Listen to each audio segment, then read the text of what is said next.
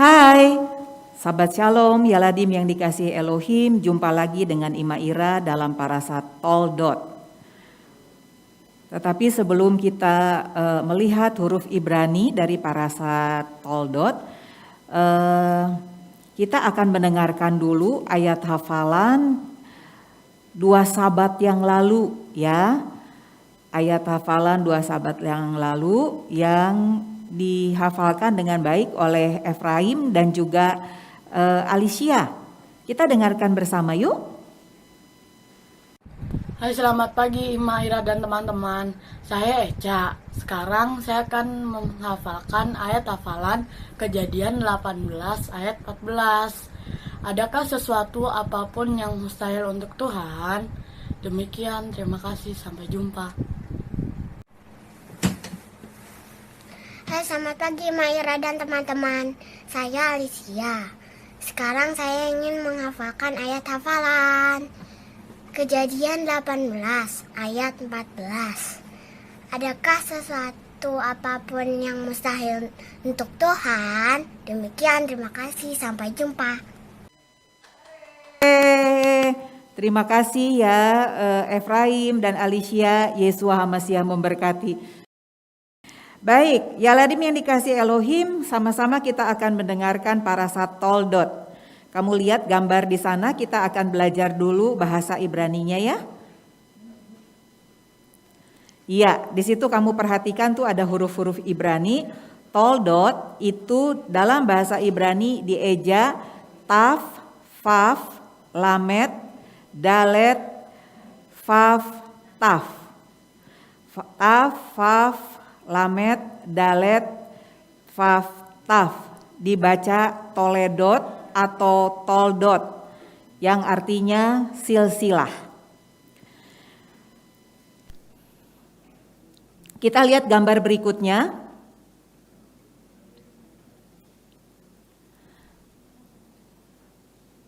Ya, Yitzhak anak Abraham menikah dengan Rivka. Yitzhak berdoa untuk Rivka karena Rivka mandul. Kemudian Adonai Elohim menjawab doa Yitzhak sehingga setelah menunggu 20 tahun Rivka akhirnya mengandung anak kembar. Tetapi anak kembar dalam kandungannya itu sangat menyusahkan Rivka sehingga Rivka berdoa kepada Hashem. Dan Hashem menjawab doa Rivka di dalam Kejadian pasal 25 ayat 23. Firman Hashem kepadanya, 2 bangsa ada dalam kandunganmu dan 2 suku bangsa akan berpencar dari dalam rahimmu. Suku bangsa yang satu akan lebih kuat dari yang lain dan anak yang tua akan menjadi hamba kepada anak yang muda. Yaladim yang dikasihi Elohim, di sini kita belajar pentingnya doa ya. Jadi kalau kamu menginginkan atau merindukan sesuatu yang baik yang datang dari Tuhan, maka kamu harus berdoa sama seperti Yitzhak. Kemudian ketika Adonai Elohim menjawab doa Yitzhak, tetapi ternyata menimbulkan masalah. Apa yang terjadi? Rivka dalam hal ini yang mengandung kedua anak kembar ini datang berdoa kepada Tuhan dan bertanya kepada Adonai Elohim. Dan kita tahu semua bahwa Adonai Elohim itu menjawab doa ya. Sehingga doa Rivka dijawab oleh Adonai Elohim seperti yang tadi sudah kita baca di dalam Kejadian pasal 23 ayat 25. Nah, Rivka akhirnya melahirkan anak kembar. Yang pertama atau yang pertama keluar itu adalah Esaf. Esaf itu dari Edom ya, yang artinya merah. Karena kulit tubuhnya Esaf itu merah. Kemudian bulu-bulunya juga berwarna merah sehingga dinamai Esaf. Adiknya itu bernama Yaakov, dari bahasa Ibrani Ekef, artinya tumit. Kenapa kok dinamakan Yaakov atau tumit? Karena Yaakov itu waktu lahirnya itu memegang tumit Esaf kakaknya. Ya. Nah, ketika bertumbuh besar, Esaf dia menjadi seorang pemburu. Sedangkan Yaakov, dia menjadi seorang anak yang tenang. Dia senang tinggal di tenda dan belajar Torah kepada Shem, anak Noah nenek moyangnya. Pada suatu hari, Bapak Abraham atau Abraham Avinu, bapaknya Yitzhak, itu meninggal. Sementara Esau dia sedang berburu di padang. Yaakov sedang membuat sup lentil, ya. Sup lentil itu bukan kacang merah ya, tetapi ada sejenis makanan bentuknya bulat dan ketika dimasak itu menjadi berwarna merah airnya. Nah, hal ini adalah merupakan satu budaya bagi orang Yahudi. Ketika seseorang berduka, maka keluarganya itu membuat sup lentil yang tadi Ima bilang bentuknya itu bulat. Menandakan bahwa kehidupan seseorang itu siklis ya atau cycle, bulat, lingkaran, seperti lingkaran. Dia lahir, kemudian dia bertumbuh dan nanti suatu saat dia akan meninggal sama seperti Abraham. Nah, ketika Yaakov sedang memasak sup lentil, datanglah Esau dari padang pulang berburu dengan nafas yang terengah-engah dan perut yang lapar. Dia berteriak kepada Yaakov, "Hai Yaakov, aku minta sup yang kamu masak itu karena perutku sangat lapar." Yaakov dengan tenang menjawab, "Ya, aku pasti akan memberikannya kepadamu Esau, tetapi kamu harus memberikan hak kesulunganku kepadaku." Lalu Esau karena dia sangat lapar dan dia tidak peduli terhadap hak kesulungan, dia mengatakan, sebentar lagi juga aku akan mati, buat apa hak kesulungan? Kalau kamu mau, kamu ambil aja, tapi jangan lupa ya supnya sama rotinya berikan kepadaku. Kemudian Yaakov memberikan apa yang diminta oleh Esau ya. Nah, jadi sup lentil itu dibarter dengan hak kesulungan yang dimiliki oleh Esau sebagai anak yang lahir pertama. Jadi deal ya. Yaakov memberikan semangkuk sup dan Esau memberikan hak kesulungan. Nah, di dalam gambar berikut kita bisa melihat bahwa Yitzhak itu sudah tua.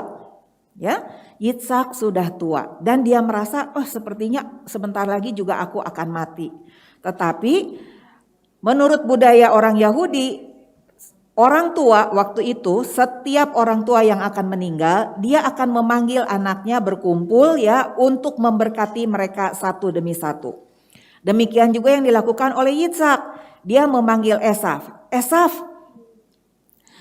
aku sekarang sudah tua dan mungkin sebentar lagi aku akan mati. Nah, sebelum aku memberkati engkau, aku ingin engkau berburu dan memasak hasil buruanmu dan berikan kepadaku." Esau bilang, "Siap Bapak, aku laksanakan perintah Bapak." Nah, sementara Yitzhak sedang berbicara kepada Esau, ada Rivka yang sedang mendengarkan. Kalau kamu teliti di gambar itu ada tuh gambarnya Ibu Rivka ya, sedang mendengarkan percakapan antara Yitzhak dan Esau. Nah, lalu kemudian apa yang dilakukan oleh Rivka? Rivka tahu bahwa Esau sudah menukarkan atau sudah memberikan hak kesulungannya kepada adiknya Yaakov dengan semangkok lentil, sup lentil itu ya.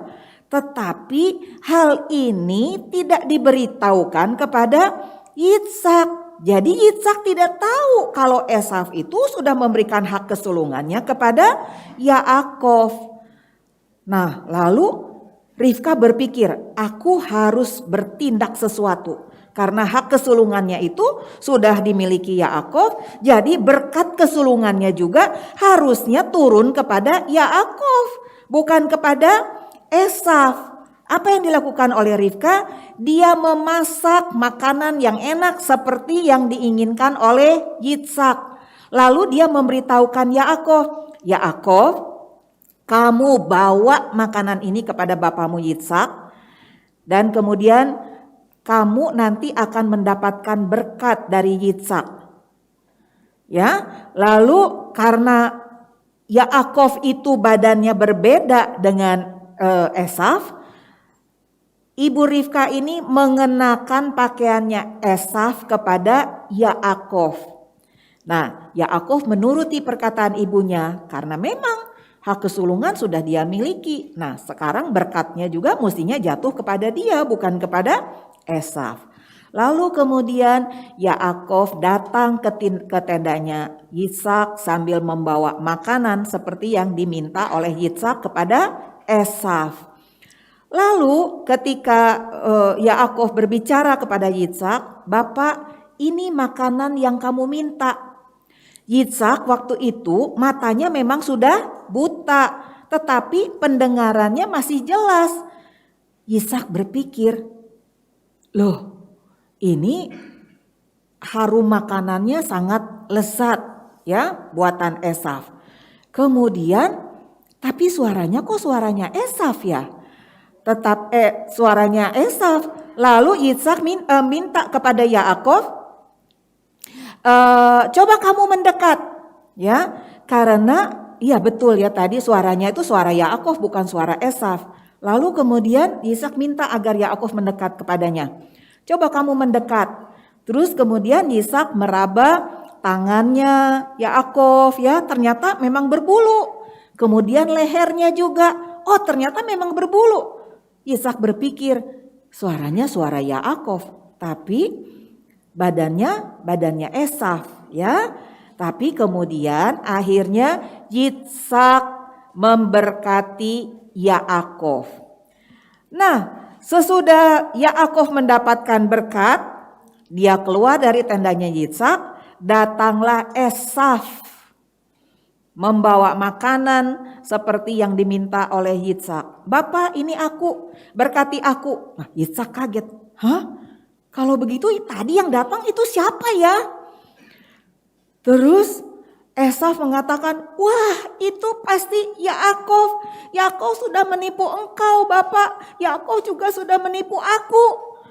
Bapak, tetapi bagaimana? Aku tetap meminta berkat daripada engkau." Yitsak bilang, "Enggak bisa, berkatnya sudah diberikan kepada Yaakov." Kemudian Esaf sangat sedih, tetapi bukan hanya sedih ya, dia juga marah.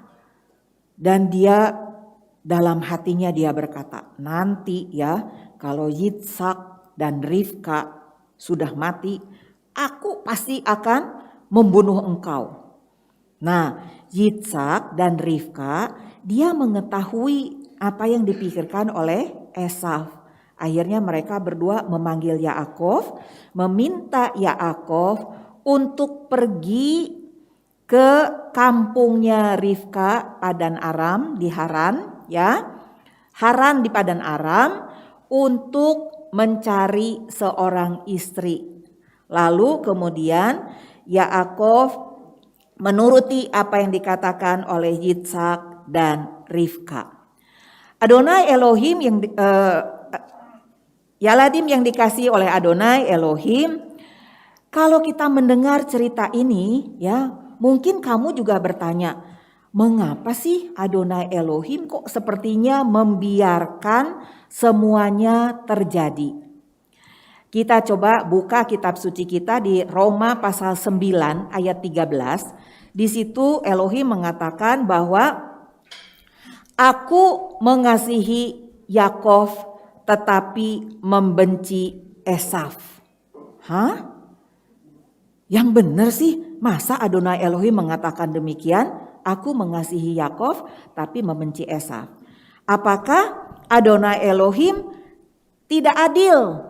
Ya, jawabannya mustahil, karena Adonai Elohim adalah Adonai Elohim yang adil. Coba kita buka Roma pasal 9 ya ayat 15. Tadi ayat hafalannya Roma 9 ayat 13. Kemudian sekarang kita baca Roma 9 ayat 15. "Sebab ia berfirman kepada Moshe, aku akan menaruh belas kasihan kepada siapa aku mau menaruh belas kasihan.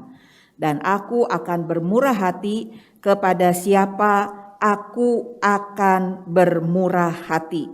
Ya. Kemudian kita baca lagi Kejadian pasal 27. Kejadian 27 ayat 40b. Kita coba buka Kejadian 27 ayat 40b. Ini ada beberapa ayat memang ya. Tapi kamu memang harus tahu ayat-ayat ini karena ini penting ya. Kejadian 27 ayat 40b. Tetapi akan terjadi kelak apabila engkau berusaha sungguh-sungguh, maka engkau akan melemparkan kuk itu dari tengkukmu. Nah, ini apa yang dikatakan oleh Yitsak kepada Esaf ya. Nah, jadi peristiwa ketika Yitsak memberkati Yaakov, maka itu merupakan jawaban doa dari Rivka ketika Rivka berdoa kepada Adonai Elohim bahwa Yaakov, anaknya yang muda, itu akan berkuasa atas kakaknya ya. Dan satu ayat lagi, Ulangan 23 ayat 7 sampai 8. Kita buka. Ini semuanya kisah tentang Esaf ya. Jadi bahwa memang Adonai Elohim itu mempunyai rencana atas masing-masing anak-anaknya. Tetapi apa yang dialami oleh Esaf ya, ternyata bukan berarti bahwa Esaf itu memang benar-benar dibenci oleh Adonai Elohim, tidak. Tetapi Adonai Elohim dia mengasihi Esaf, tetapi dia lebih mengasihi Yaakov. Jadi kasihnya di sini sebagai perbandingan ya. Coba kita lihat Ulangan pasal 23 ayat 7 dan 8. Ulangan 23 ayat 7 dan 8. Ima akan baca, janganlah engkau menganggap keji orang Edom. Ingat ya, Esaf itu dari Edom karena kulit dan bulunya itu berwarna merah ya. Ima ira ulang Kejadian 23 ayat 7. Janganlah engkau menganggap keji orang Edom sebab dia saudaramu. Janganlah engkau menganggap keji orang Mesir sebab engkau pun dahulu adalah orang asing di negerinya.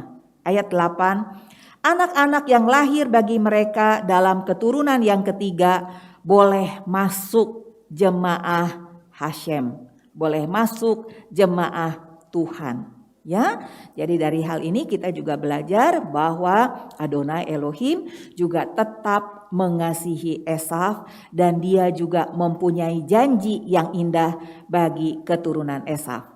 Pelajaran yang kita dapat dari sini adalah yang pertama, jangan lupa untuk berdoa.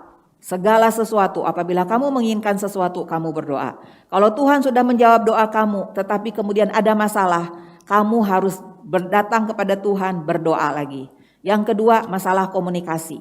Ya, jangan lupa sebagai anak-anak, kamu harus berkomunikasi dengan orang tua kamu. Ada saatnya, mungkin sekitar SMP sampai SMA, kamu menganggap orang tua kamu itu bukan lagi superhero.